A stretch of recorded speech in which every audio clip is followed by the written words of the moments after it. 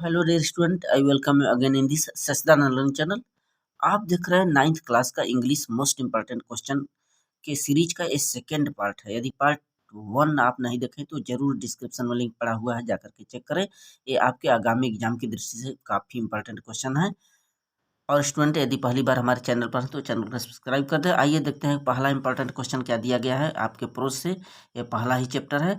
What information did merges grandfather give her about old sort of books.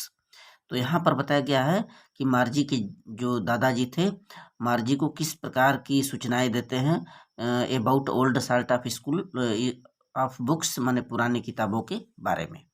तो दादाजी ने मार्जी को बताया था कि पुराने प्रकार की जो किताबें हैं पेपरों पर छपते थे और वहाँ पर जो वर्ड्स थे अस्थायी होते थे। Look seat. So according to grandfather all stories were printed on paper. पूरी जो भी कहानियाँ होती थी सभी पेपर पर छपते थे, प्रिंटेड होते थे।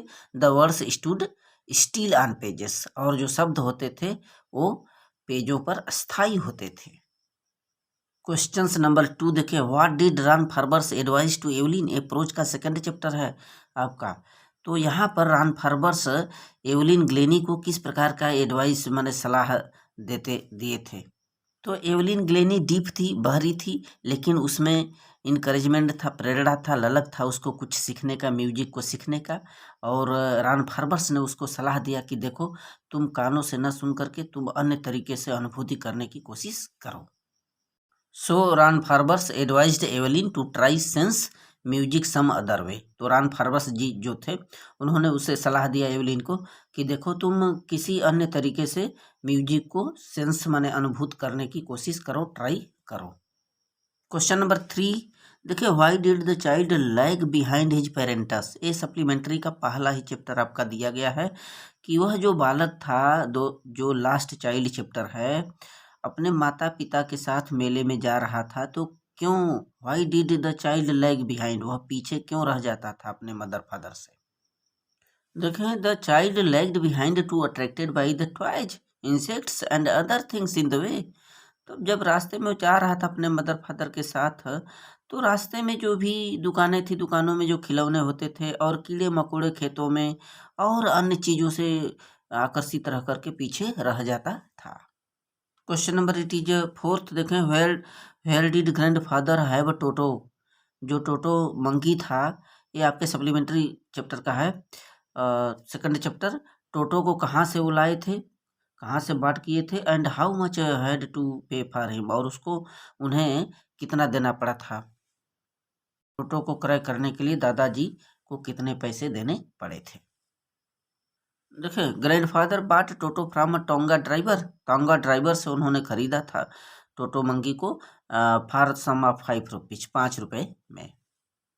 Question number next. Question number 5 देखें। What was the condition of the child after losing his parents. तो वह जो बालक मेले में घूमने जा रहा था, तो मेले में जब वह गुम हो गया, खो गया, तो उसकी क्या दशा थी, क्या कंडीशन था। लुक सीट। देखें, the condition of the child was very bad. बहुत ही दयनीय स्थिति थी उस बालक की खोने के बाद। वहाँ पर फेयर में, मेले में, he was crying and crying, चिल्ला रहा था, mother father. He ran here and there in search of his parents. अपने माता पिता की तलाश में, सर्च में यहाँ वहाँ भागा दौड़ा। But he could not find them, लेकिन वह अपने मदर फादर को नहीं पा सका। ही हैड फियर्ड, वो डर गया था। हिज क्लॉथ्स गॉट मडी, और उसके जो कपड़े थे वो कीचड़ युक्त हो गए थे। Question next. Question 6 it is how could Toto use his tail. Supplementary का सेकंड चैप्टर, काफी इंपॉर्टेंट क्वेश्चन है। जो टोटो मंकी था वह अपने पूंछ का किस प्रकार से प्रयोग कर सकता था। लुक सीट। देखें, his tail was his third hand. उसकी जो पूंछ थी टोटो का, उसके लिए तीसरे हाथ का काम करती थी, थर्ड हैंड था। He could use it to hang from a branch. वह किसी भी पेड़ के डाली से इसको लटकाने में प्रयोग कर सकता था, हैंग करने में। And it was capable of scooping up any delicacy that might be out of reach of his hands. तो यहाँ पर बोल रहा है कि कोई भी उसके पसंद की कोई भी डिलीकेसी, पसंदीदा कोई खाद्य सामग्री होती थी, तो उसको माहिर था वह स्कूपिंग करने में, उसको पकड़ने में, स्कूपिंग करने में, जो उसके हाथों से के पहुंच से दूर होती थी, reach of his hands. Question number next देखिए, ट्रांसलेशन दिया गया है, शरीर के लिए व्यायाम उतना ही आवश्यक है जितना भोजन।